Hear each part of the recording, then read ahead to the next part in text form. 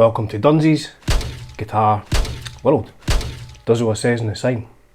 So a couple of weeks ago I did a review of my favourite guitar, my 1965 Gibson Melody Maker, as made famous by Mr. Pat Travers. Pat Travers on the covers of Putting It Straight. On the back cover as well, obviously.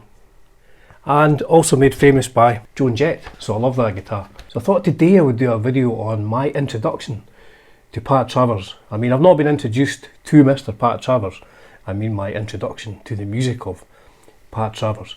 So to set the scene, the live album, which was the first album I got of Pat Travers, live, Go For What You Know.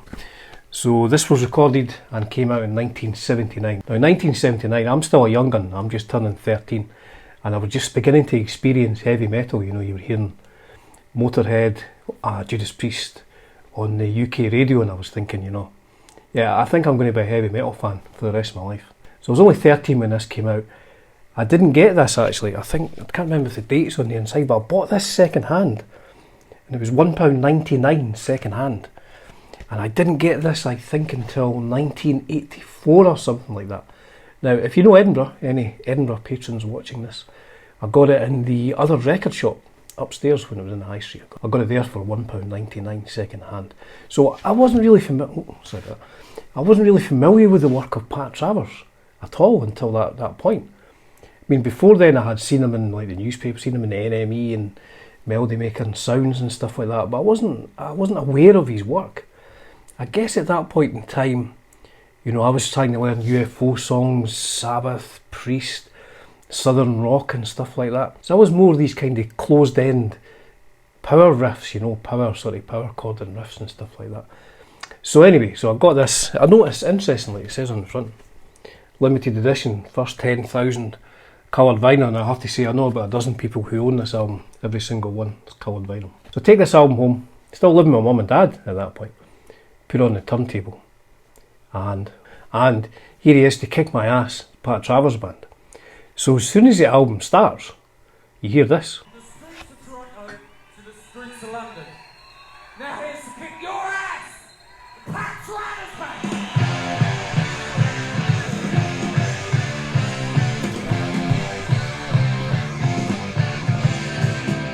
Band. And then this sound.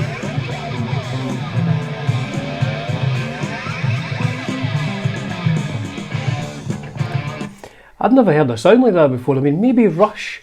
There was some kind of Rush songs that had phasing and chorus and stuff like that, but my ears were blown. You know, I was listening to this going, holy smoke, what is that? What is that? So immediately I was thinking, these guys have the sounds. And then we get on to, where are we next?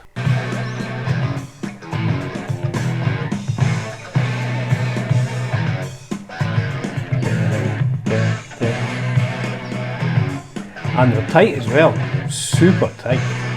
Tommy Aldridge on the drums there, Mars Cowling on the bass.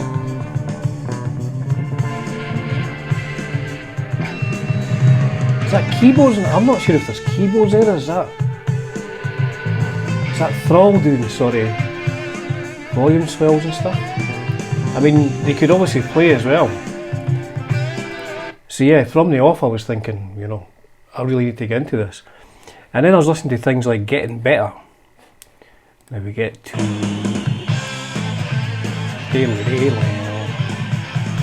Irish Sarah said all the time.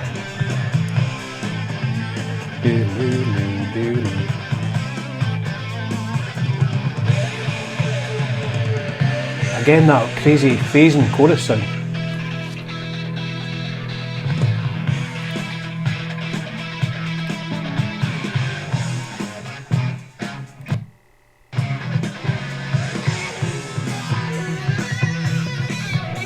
What's this guitar sound? It's like a wah-wah.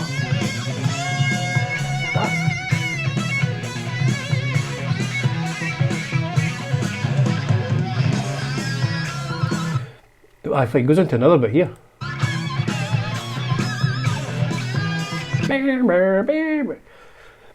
Unbelievable guitar sounds. Like I say, you know, 1984, so I'd probably been playing guitar for 3 or 4 years by that point. And I couldn't do this. I mean, to be honest, I still can't do this. But it was, you know, like I say, And then I get further on. Now, bearing in mind at this point in time, you know, I'm a heavy metal fan, so this is well out of my comfort zone. And then we get on to Go All Night. Go All Night.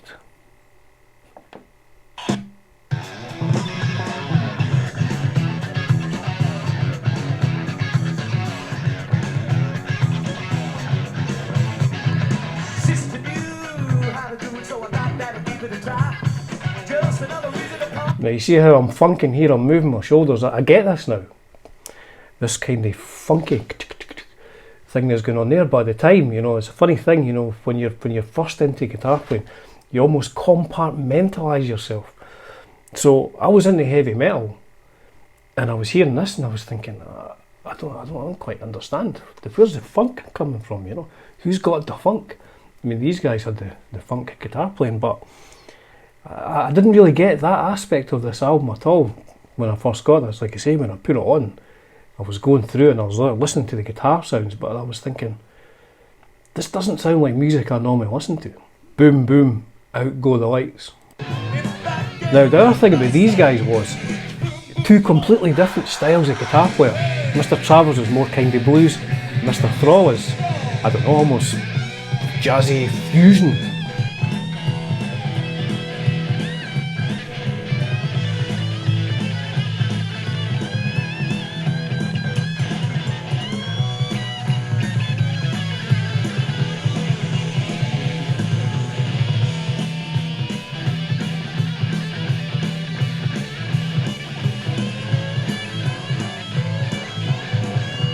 I mean, both these guys can play.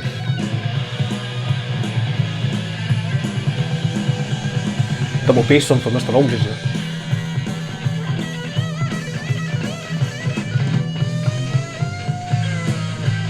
Sounds like Pat Travers there. He's more kind of blues based, like I say.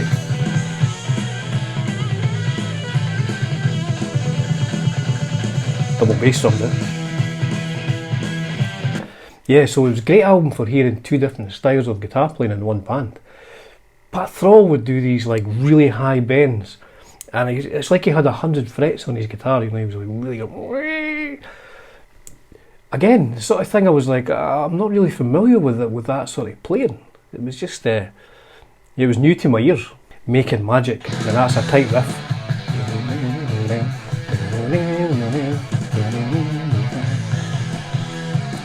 Clever, eh?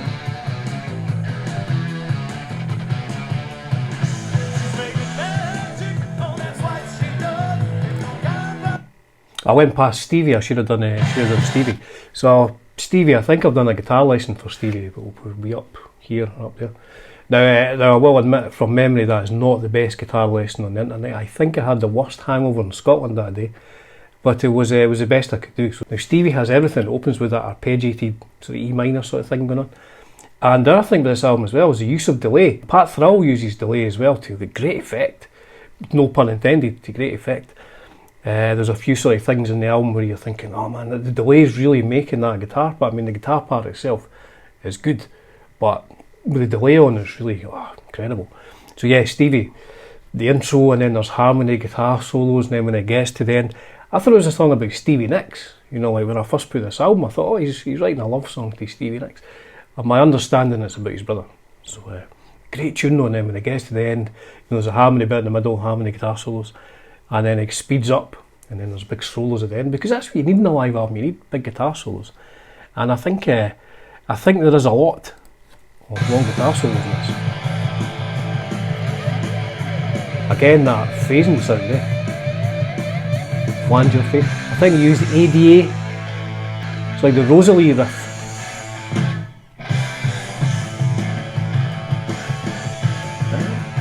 The guys are tight, eh?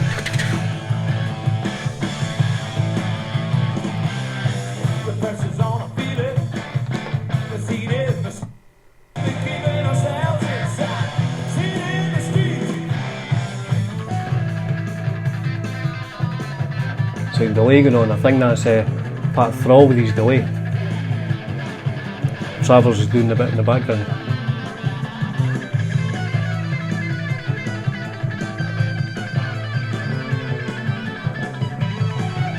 He's going up a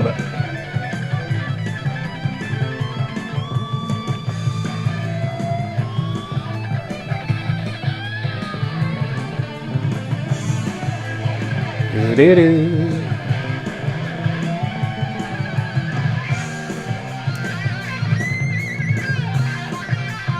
Travers comes in here.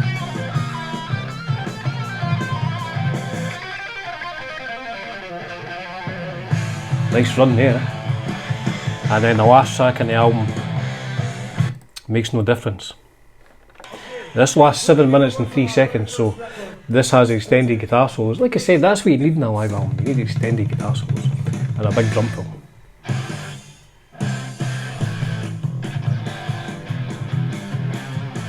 Tight.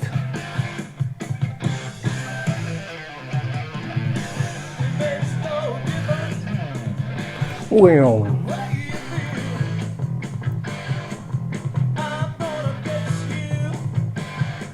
Let's get to the extended solos.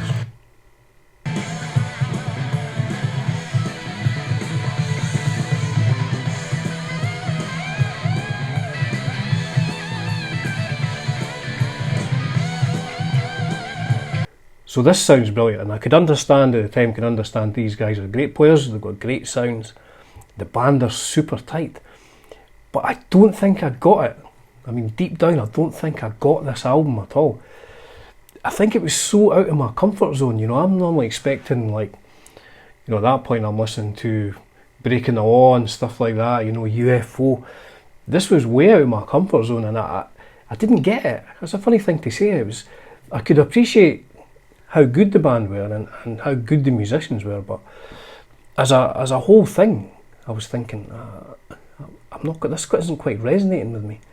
So what I did was, I knew I had to keep it. I knew I was going to get into it at some point, but I don't think my playing was mature enough to understand what was going on, and it was almost like it was too much. I was thinking, I don't get this. This is just too much for me.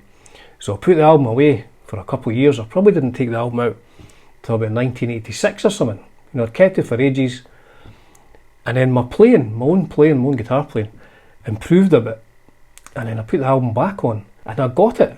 Like, I could understand it better. It made more sense to me, if that makes sense. Again, no pun intended. This made more sense to me because I had expanded the music I was listening to. I had expanded my guitar playing a bit as well, I think. So that's a funny thing, you know, like, I knew from the off I would like this album, but I knew that I would like it at a future point in time when I could understand it better. And it took me a wee while to understand this, and now it's one of my favourite albums of all time, one of my favourite live albums. It's up there with Strangers in the Night, One Night at Budokan, these sort of things. It's such a great record, and I can now appreciate more the playing and the interplay between the two parts, and then the rhythm section of Peter Mars Cowling and Tommy Aldridge, who's still playing in Whitesnake. I mean, the guy must be, I don't know, 75 years old or something like that. Still sounds good as well. So that was my point. This is one of these albums that I bought at a very early stage of my own guitar playing that I didn't really get, but I knew if I put it away, I would get it one day. So there you go. That's my story on my introduction to Pat Travers. As I say, it's not a personal. I wasn't introduced like, "Hi Pat, this is Dunsey." My introduction to the music of Pat Travers. Now, a while back I made a sort of best of compilation to play in the car. Like, I made a best of live CD and a best of studio CD. It's funny, you know, playing a CD in the car. Does anybody play CDs in the car? Interesting aside, I have a Yes CD stuck in my car stereo, which has been there for about a year and a half. It's the same Yes album. I think it's Close to the Edge. It's been stuck in my car stereo. I'm beginning to appreciate it more after 18 months. So back to Pat Travers. So I made up a compilation CD of best of live, best of studio. Now here's a photograph of my choice for the best of Pat Travers studio. Now I would say these are the earlier albums, probably up to about the mid-80s. So here's my choice of the best of Pat Travers studio tracks. Please do let me know in the comments what you would put in your best of Pat Travers studio tracks.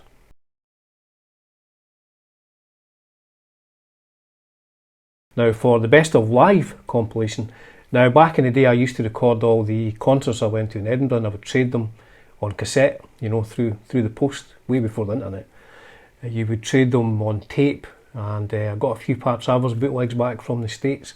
I got one from the The Warfield, which I think you can now get on Spotify. You can get it on Spotify. And it's brilliant. It's heavier than this album as well. It's got a heavier choice of songs as well. And it's from round about the same era. And I've also got one from Reading, which was a radio broadcast. I think Pat Travers played Reading, it was 1980, something like that. Same lineup as well.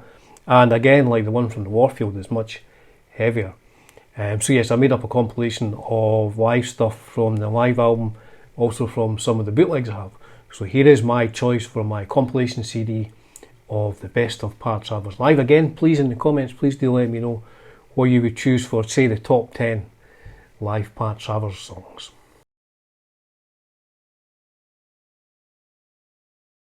There you have it, folks. That's my Pat Travers story. So for the final part of this video, what I have done is, apologies in advance, Pat Travers fans, I have done a cover of Rock and Roll Susie. I didn't want to play along with the studio recording because there's tons of harmonies on it and stuff like that. I mean, Pat always did. Even when he was just doing guitar playing in the band, he would do harmonies and stuff as well. So what I did was I found a version from Rock Palast in 1976, when the band were just a three-piece. And on drums is Nico McBrain from Iron Maiden. I'm sure I read he was 70 the other day there. I mean, time's flying, folks, eh? Time is flying. Nico McBrain, 70 years old. So it's Nico McBrain on drums. And I've taken the audio from that, used it in the video as well. I don't know if this will get stopped by copyright, you know. I hope not. I mean, it'll get demonetised, obviously, because I'm using copyrighted Pat Travers material. But that's how it is. You know, these people created the music, and I didn't create it. So the people who created the music should get the benefit of that. So I played along, took the audio from it, and I played almost in air quotes, almost what Pat Thrall was playing in later days. I mean, I can't play like Pat Thrall. I mean, I have to say I cannot play like the second Pat. So I did some harmonies, and I think it sounds okay. So effectively, I'm playing second guitar to Pat Travers in 1976. If you can believe that. I mean, if you'd said to me in 1984, Dunsey, there will be a thing in the future where you will find a video of Pat Travers and you could pretend to be in the band and record it, I'd be like, get out of here. That'll never happen. There we go, folks. As ever, it's a privilege and a pleasure bringing you content on Dunsey's Guitar World. Cheers for now.